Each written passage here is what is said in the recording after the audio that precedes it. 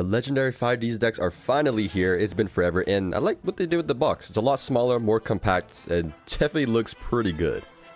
So here we are, 3 new decks, and these are pretty good. If you guys haven't seen my top 5 pickups for these decks, definitely check out that video, because these decks, unfortunately, I feel like they need to be upgraded rather than the other structure decks that we've been seeing. But here we are. Look at those. Oh, chibi versions of the dragons. These are awesome.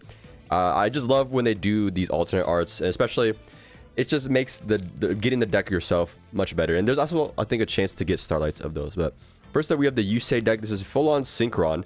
A lot less Stardust, but there is still Stardust stuff in here, because obviously you can't be Yusei without having Stardust Dragon in your deck. So the deck now has a lot of ways to get to your synchrons, and of course Junk Warrior is probably still like the main starter of this deck into Junk Speeder. And look at that, all those hand traps. Unfortunately, you still kind of need to get multiples of these decks to finish off your hand traps. They did like 3 ofs for like some of the cards that like you do actually want to play in the deck, like the Junk Warrior and all that. But then these other stuff, like it's just you only get 1. But so it's a little unfortunate. We're like stuck in this limbo where like you do want to get 3, but at the same time you don't need to. I don't know, it's kind of weird. But here's the Akisa deck, the weakest out of the 3 out of the box, unfortunately. But this is the first one we're going to be taking 2 locals, guys. So remember, check out the next video when it comes out. And of course, make sure you guys are following, because we're going to be playing this deck. We did need to upgrade it. Like I said, in the top 5 pickups, a lot of the stuff was for this deck, because out of the box, not much of a game plan. Like looking at this is what you need to play it, but it doesn't have any of the new support that has come out recently. Still, nonetheless, we did need these cards.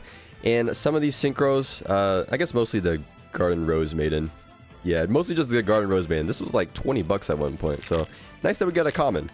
And then the Blackwing deck, probably still like decent out of the box. It does actually make a pretty formidable end board, but at the end of the day, it's still Blackwings, and it's a little bit outdated. These cards did come out like 3-ish, 4-ish years ago almost.